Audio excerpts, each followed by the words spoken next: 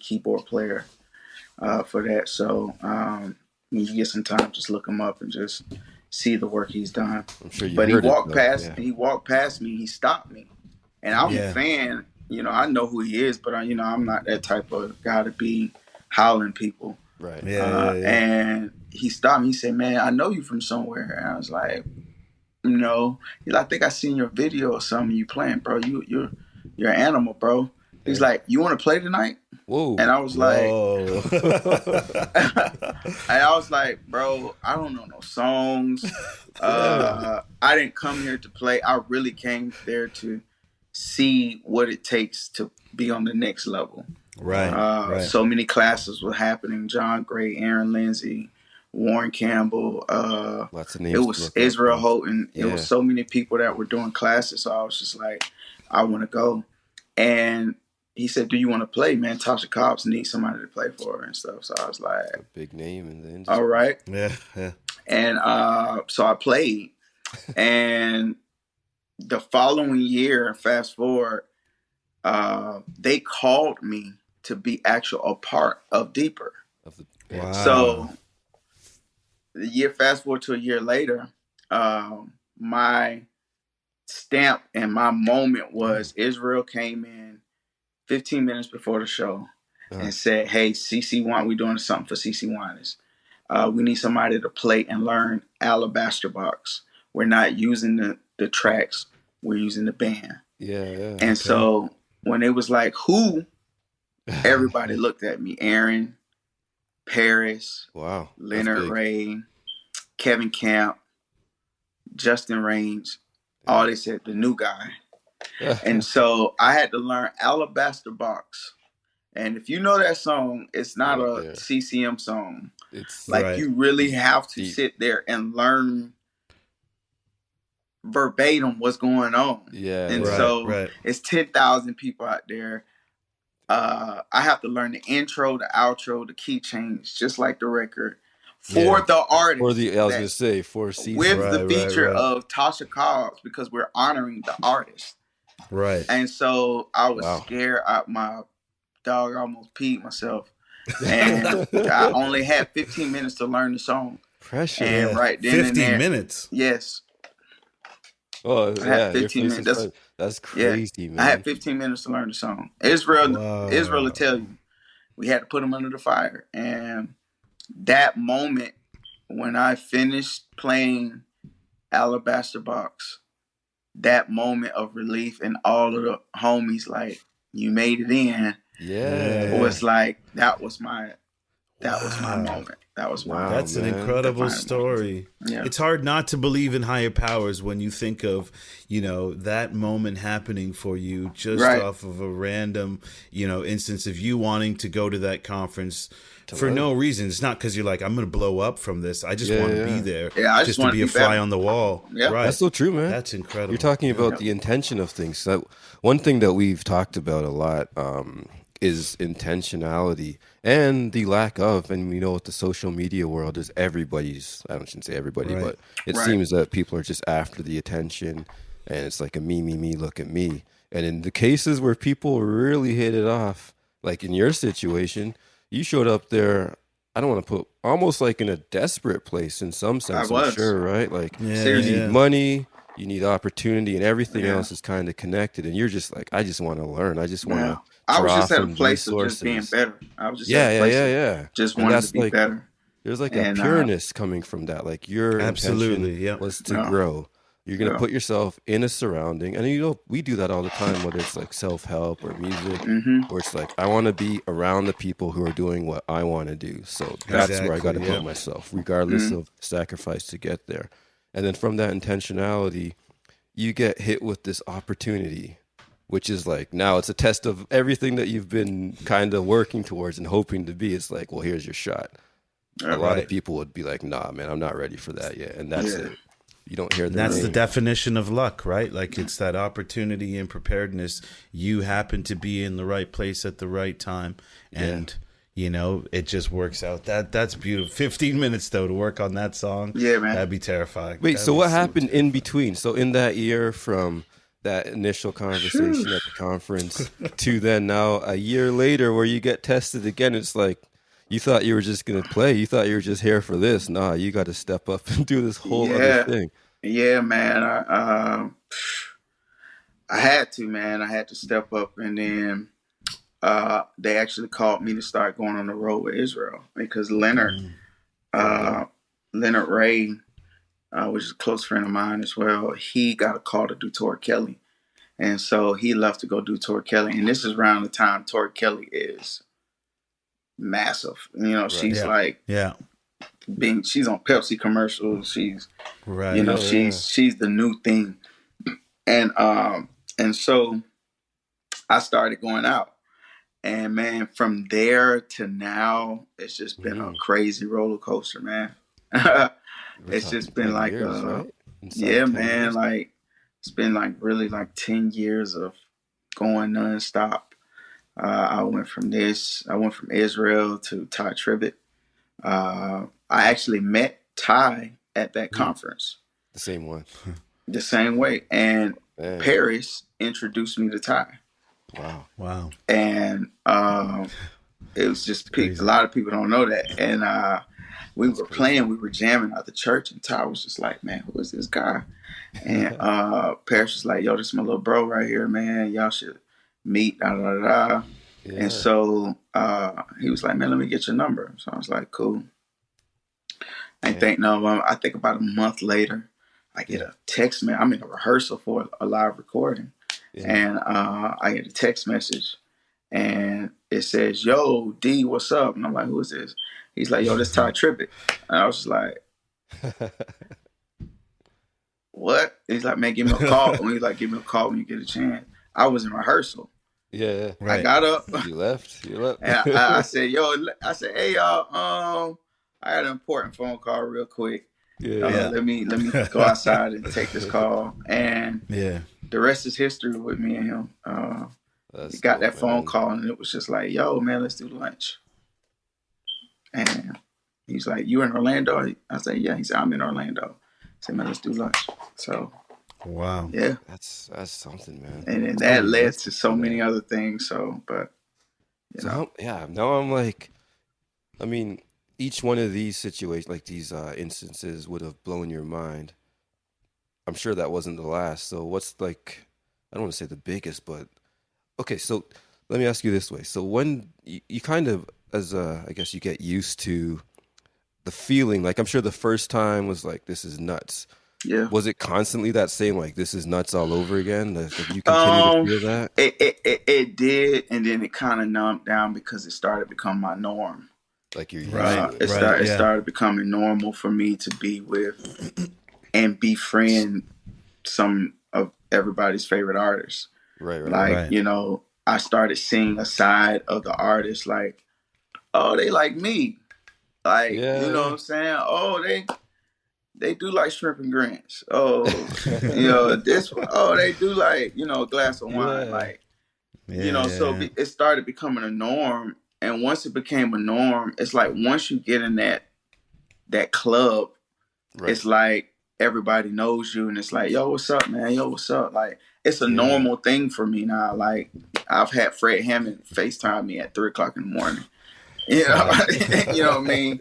So, and you know, but then I do have my moments where a lot of times I pause and I'll be like, whoa, you know, don't take this moment for granted. Like, God really puts you in a place of, you know, comfort with these people. And I think that's my biggest gift besides music is being a friend. Because there's times where I've shared secrets and they'll share secrets with me and it don't leave.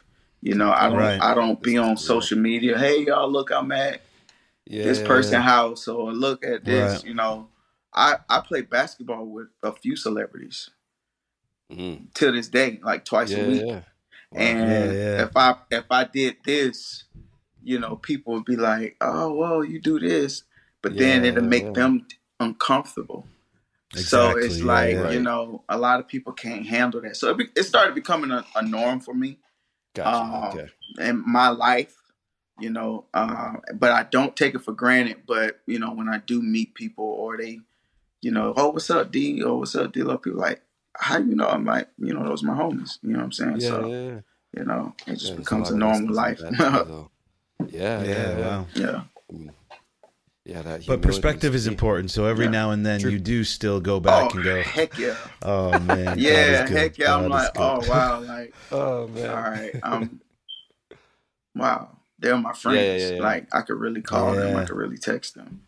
And so I do give God reverence for that and thank him for that. You know what I'm saying? So that's huge, going back to the way this kind of all started for you. It's, to me, it really teaches me a lesson, and anyone else aspiring to get to a level is to, there's a quote right now where people are focused on the bag and they're really focused on trying to make money. And you were always, from when you started, I'm just trying to learn. Yeah. And I feel that your opportunity fell into your lap because you had that perspective and approach starting out, and you weren't chasing money. You didn't say, I was broke and I needed money. I needed to work for money. You were like, I want to go there and learn. And look what happened. And I wonder if you could maybe share with our audience the importance of, because I also find that making music, writing music, when you write it from a pure organic space, only good things can happen from it, and you appreciate the art form more, and I was wondering if you could maybe share with people how you've been able to continually rise and level up without ever really chasing the bag. You know what I mean? Well, for me, I enjoy the process. Like, there's some people who get a kick out of cooking because they love the process of cooking. Have you ever seen somebody cook a full meal but don't eat? Yeah, all the time. I'm like, Mom, why don't you eat?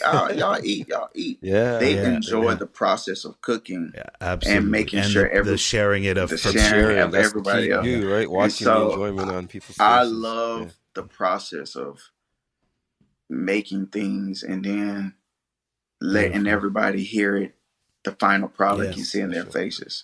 Like that's what gets me, People hear 2 minutes, 3 minutes of something that I've worked 2 weeks on.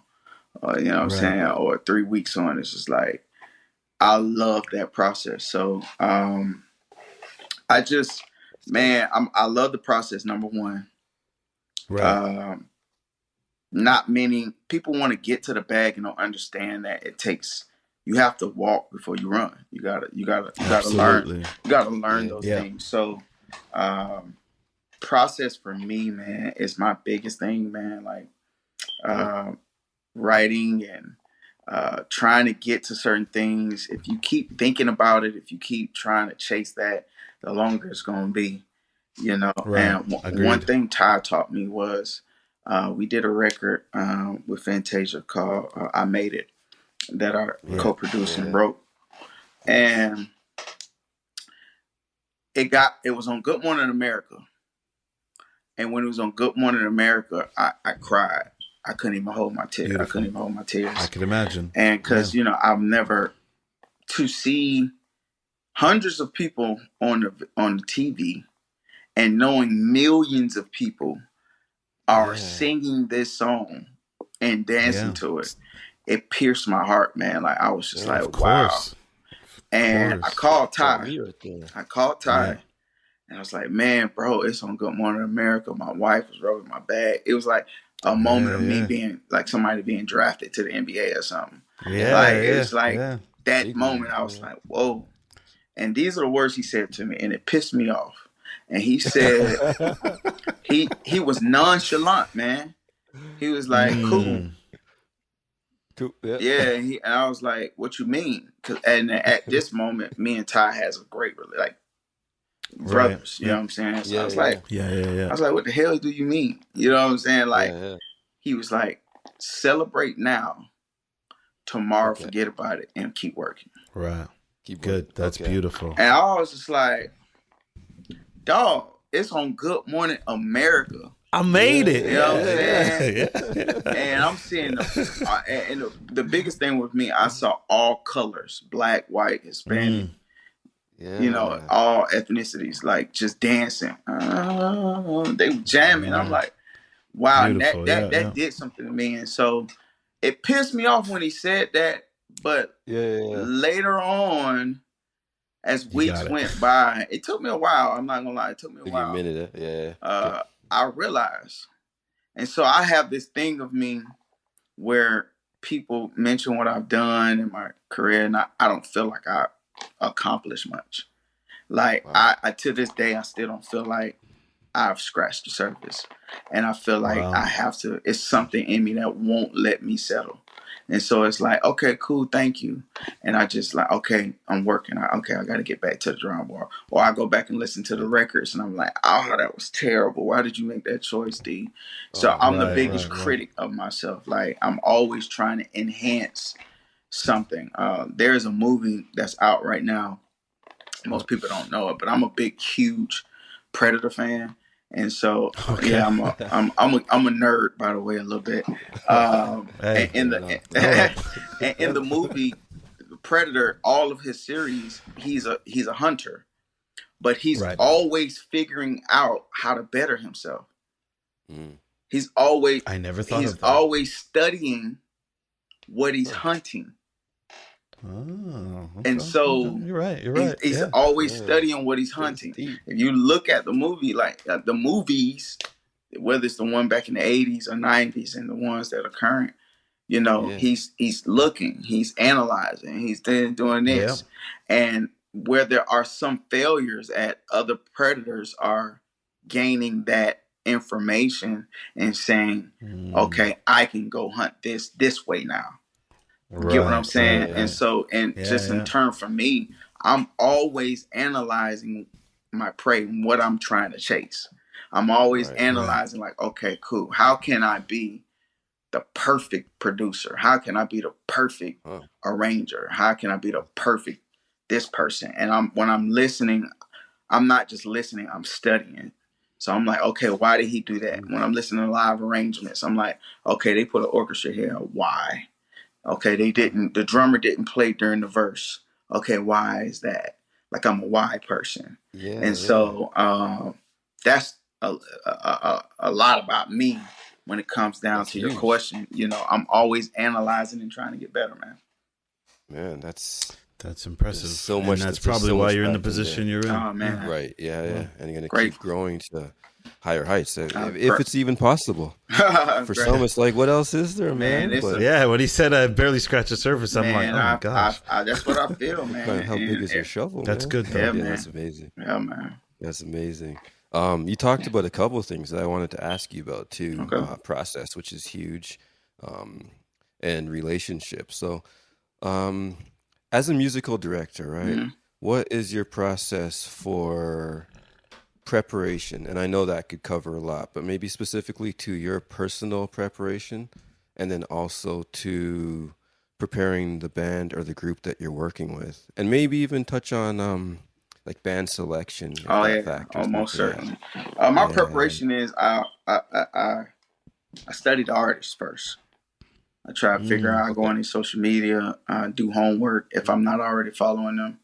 That's deep already. Yeah, and then most people are like, you probably don't do that. Where anybody who know me knows by the time I get to the artist, I know them very well.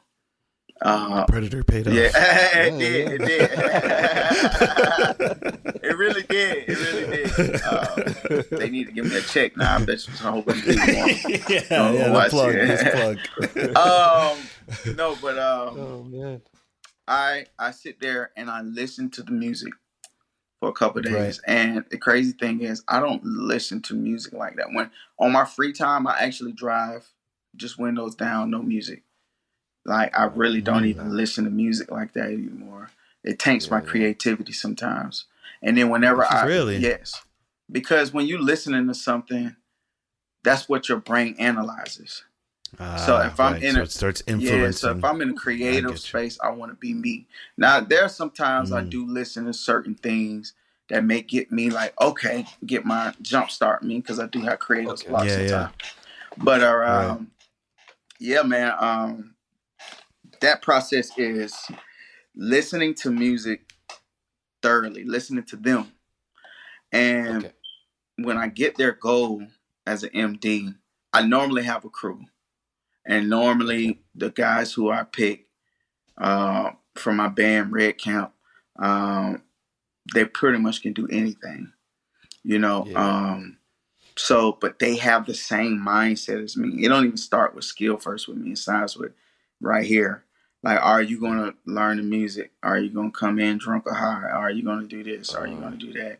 Those things matter because I'm not trying to be in rehearsal long, and I'm trying to make the rehearsal sound like the gig, or give the artist a view of what is going to sound like. Yeah. Band choices definitely plays in. There's some times I look at some of my guys and I'll be like, that's not their strong point, so let me get this person. And those guys are some of my best friends. So I know how to separate my friend hat and my business hat. And so I've fired and not called some of my bestest friends. And they've had attitudes with me, but I still had to do what I had to do because this is a job. And so my process of emptying, preparation, if I'm running playback, if I'm running stems, I try to do it a day before. I'm quick now and know my system, so I can do it the day of, depending on who it is. If it's someone new and I've never dealt with before, of course, I take if I got to leave Friday, I take out, Wednesday and Thursday and just kind of make sure, put it together and do all that kind of stuff. So, that's my process, man. I listen sometimes, even with arranging, I listen to, like right now, I got a song with Pastor Mike on his new album. And it's James Brown meets Bruno Mars. And so, it's very interesting. People are like, but when you guys hear it, you're going to be like, crap. All right, that's what's up. Check that out, but for 3 days, all I did was listen to James Brown. For 3 days, all I listened to was Bruno and a touch of Morris Day. And so I was just like, I need to bring this song to light like that. I need the elements. And so after listening to it and getting in my system, I took a day off. No listening to nothing. So when I got in front of my computer, everything started coming like boom, boom, boom, boom, boom. Okay. It's almost like cleaning your palate before you. Okay, right. You know what I'm saying? Right. Fill your body up with it. Then, release it. And then it's like, okay, now I feel good. You know what I'm saying? Let's go ahead and do it. So that's my process. So a very sophisticated music listener. So when you're listening to a song or listening to these artists, because obviously you're going to go through their catalog and listen to probably different time points in their career and things like that. Mm-hmm.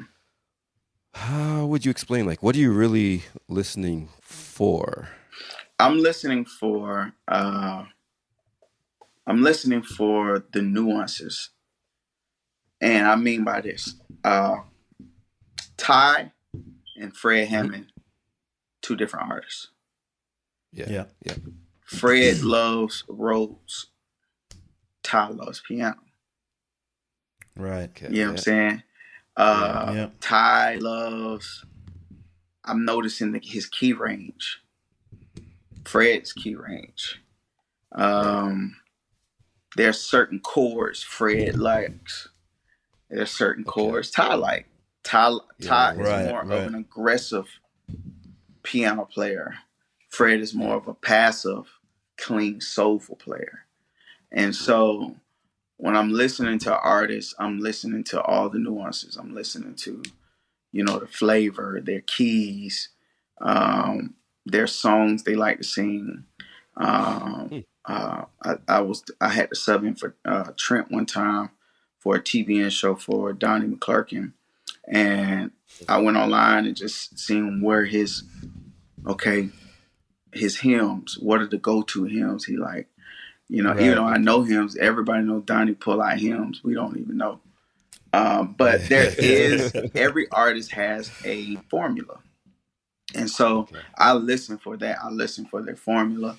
I listen to, what it like. Even when I was, playing at church consistently and preachers would come in, I know what type of preacher they are. Now, it's not like that all the time, but if it's a big preacher or somebody I know that's very anal musicians, I'm definitely going to see what's up, you know. And so, right. Yeah. That's yes, sir. Man, that's so much to unpack. Yeah, It's man. just, man. Okay, I got to follow up with this now because we're still on preparation. No, you good. Hope you don't mind. I'm kind of like man, just picking do your brain thing, for man. everybody here, man. This is cool. Okay, so you listen to the music. These are, let's just assume that you've listened to a whole bunch of studio albums, all right? This is for a live arrangement. I don't know how much you can give away in this short time, but how do you go from studio versions of a song to the live arrangements? I won't even make you go into like the full show because that might be a lot. But no. Even just taking one song. Well, okay, let's talk about it. Whatever you want to share. Full show, one song. That's a good question, though. I listen. I listen to, and let me back up some.